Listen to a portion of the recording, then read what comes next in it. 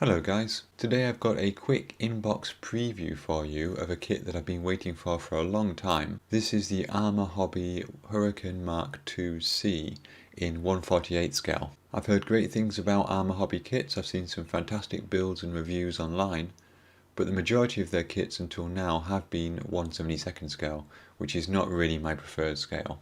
Although they did have literally just 3 or 4 1/48 scale kits previously, this Hurricane represents their first sort of major mainstream 1/48 scale release. I'm also really glad that this is a slightly less common version of the Hurricane. The Mark II is armed with 4 cannons, 2 in each wing of course, and has the capability of having external fuel tanks. The Mark IIc was used in a number of roles, both at home and abroad. And in fact, Arma Hobby have already released another boxing of this kit with the tropical air filters for the Far East theatre. The Night Fighter role was one of those performed by the 2C, and we can see that here on this gorgeous box art image. I love this all black Hurricane here, lit up by the flames and the explosion of whatever it is below it. Such a fantastic image. Looking around the box, we find the paint schemes on the rear. We've got 3 of them. The top one is the Night Fighter scheme in all black. The middle one is the RAF standard temperate band scheme, so dark earth and dark green over sky undersides. And the bottom one is the dark green and ocean grey with the sea grey undersides. Or is that the other way around, ocean, sea grey? I forget now. Anyway, that's a great inclusion. I really like it when kits give us different schemes that are significantly different from each other, rather than just having the same camo scheme with different code letters, for example. Apart from the tropical scheme and the Fleet Air Arm scheme for the Sea Hurricane, there aren't actually many more other schemes that the Hurricane fought in, so it's nice to have those 3 major schemes here in the box. Let's have a look inside that box. We've got an interesting side opening box with a cardboard tray, which is stuck. There we go. No lid on that tray, but that's absolutely fine. I had mine delivered to me directly from Arma Hobby, and it arrived in perfect condition.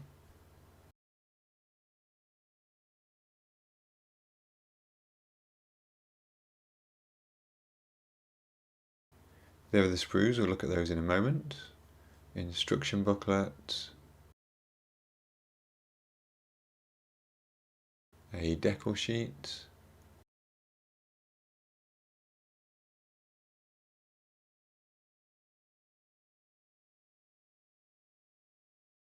and some masks there. That's really handy. And a correction sheet there by the looks of it for the instructions, so we'll have to look at that carefully later. And then at the bottom of the box we've got something. I'm not sure if this is a pre-order bonus. I pre-ordered my kit, and you get different pre-order bonuses depending on how many kits you pre-ordered. I only ordered 1. So I'm not sure if this is standard or it's a bonus, but that's basically the box art there in that nice sort of picture. Very similar to the way that Airfix included one with their 1/24 scale Spitfire. So let's take a look at the instruction manual. It's A4 and colour, with some information about the Mark IIc on the front. We've also got a sprue map, decal map, and call outs for the paints. So we have these white and blue letters for the paints there. So the very first thing we see at the top of the instructions is a diagram for drilling holes for the payload, either the fuel tanks or the bombs, and then a note saying that none of the kit schemes in this kit include the use of the bombs. So of course that suggests that there are going to be other boxings or other variants of the Hurricane not far around the corner. Slightly unusually perhaps, although it doesn't make much difference really, the construction starts with the wheel bay. You can see here from the CAD diagrams that the parts look like they've got quite a lot of detail on them, and that the parts count seems relatively low for the amount of detail certainly. We've got A called out as the main colour here, which is listed on the front as matte silver.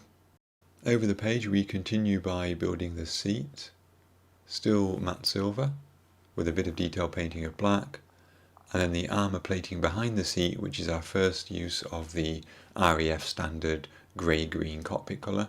Rather handily, the diagrams also appear in colour there, so that you don't forget the difference. Moving on, it looks like we've got a small adjustment to make in the hole in the wing surface. Then we add the wheel well which we made previously into the what looks like the upper wing surface, the inside of the upper wing surface. Lamps onto the inside of the wings, and the wings go together.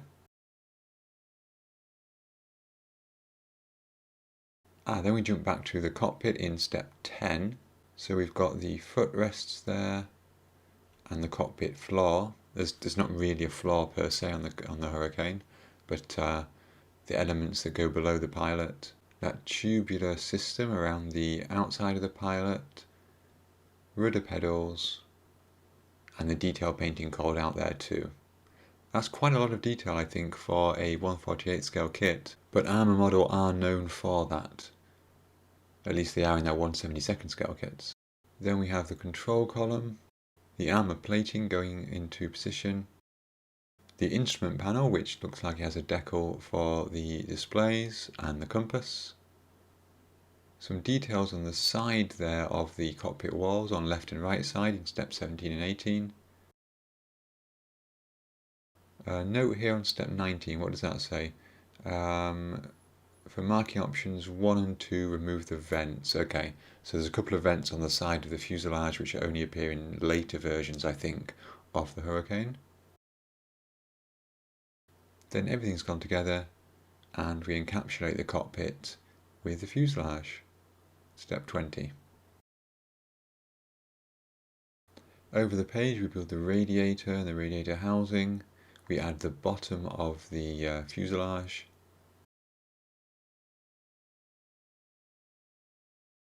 Tail control surfaces, a choice of wheels based on the marking option. So we've got a wheel there, A63 with the single piece attachment, and then A26 with kind of the bent attachment. There is a technical name for both those, but I don't know what it is. 28, the undercarriage legs, and there are only 2 pieces there for the legs plus the extra piece for the cover, so hopefully they'll be nice and strong. I can't stand fiddly little undercarriage legs that collapse at a moment's notice. A couple of options there for the light covers. Step 32 is the armament, and it looks like we have ever so slightly different cannons there for the different options. We also have options in step 33 for the spinner. I think the propeller is the same, it's just the spinner that varies. I think that gives you a good indication of the detail of research that Arma Hobby have gone into. Some of these differences look really quite minor, but they are quite important to a lot of people, and if you can get them right, then it's worth doing so, isn't it? Equally here you can see on the cockpit, the canopy, we have a slightly different mirror, T9 or T10, depending on the marking version. Then if we're doing version 1, which is the night fighter scheme, we need to add these external fuel tanks. We've got the bombs we can make up there, but as we said, they're not used in any version in this box.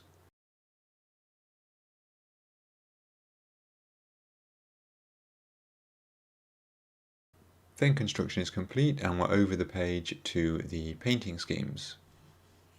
So the first version is that night intruder scheme in all black, with the dirty orange exhausts and the red spinner and red code letters. This is my favourite version. I did put a poll up on my community page the other day asking your preferred version, and I was really happy to see that you agreed with me, because I definitely wanted to do this night fighter version. I simply figured that the dark earth and dark green version is quite common. I've done that a few times on Lancasters. I've also got a Spitfire Mark I from Tamir, which I'll be doing at some point in this scheme. And then for the third version, the Dayfighter scheme, I did this for the 1/24 scale Spitfire fairly recently. So it's good to have a bit of variety, I think. I'm not sure what the light grey is supposed to be there on this aircraft, if it's supposed to represent, well, it can't really represent wear, can it? 'Cause it's some strange places to have wear. I'm not really sure what it represents. Maybe somebody knows and can leave a comment below. Then that corrections page that we saw when we first looked in the box, we've got for better fit, remove those parts there. Okay, so that's when we're fitting the lamps into the wings. And then finally, if we're having the canopy closed, which I'm not going to, then we need to remove those rails there. Okay, so some minor updates there. Not much to see here, but you can see the masks. Decals themselves, as you might expect, looking pretty decent. Of course, the proof will be in the pudding when we use them. Let's take a look now at the sprues. We've got 3 of them. I've taken them out of the plastic bags. So the first main sprue is of course the upper and lower wing surfaces, and we've got some incredible detail on these.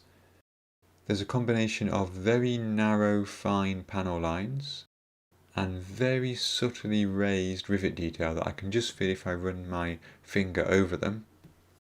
And if I zoom in there with the macro lens, I think you can see those there too, if I catch them in the light. Really, really fine detail. This looks fantastic. I honestly don't think I've seen this level of fine rivet detail in any kit before, never mind a 1/48 scale kit. That's going to look great. The only thing is, I'd be slightly worried about putting primer on this and losing this. And we've got a few recessed bolt heads and so on there as well, as appropriate. What a great set of detail. The next sprue contains various cockpit parts, flight control surfaces, and so on. I can see there the wheel well parts that we start with. We've got the tyres, the tubular framing for the cockpit, all kinds of fun stuff. And again, if I zoom in there for you, here's the wheel well, for example, and you can see just the detail in there with the rivets and so on. This looks excellent. The final sprue contains the 2 fuselage halves, fuel tanks, spinners, and armaments. Again, on the fuselage halves, we've got that lovely, subtle, but very fine detail. And again, if I can make it catch the light, of course we've got the sort of fabric-covered texture at the rear. I think we've got those vents there that we're supposed to remove for the earlier versions. And then those recessed bolt heads around the engine panels. And you can't fault any of this, can you? Lovely fine panel lines again there. All good stuff. Finally, we have the clear parts with our 2 canopy pieces, with slight differences, I think. And I'm not going to take those out of the bag, so that's just a quick look at those. And then this was my pre-order bonus, which is some 3D printed exhaust parts. To be fair, the kit parts themselves don't look that bad if we compare them there side by side as best I can.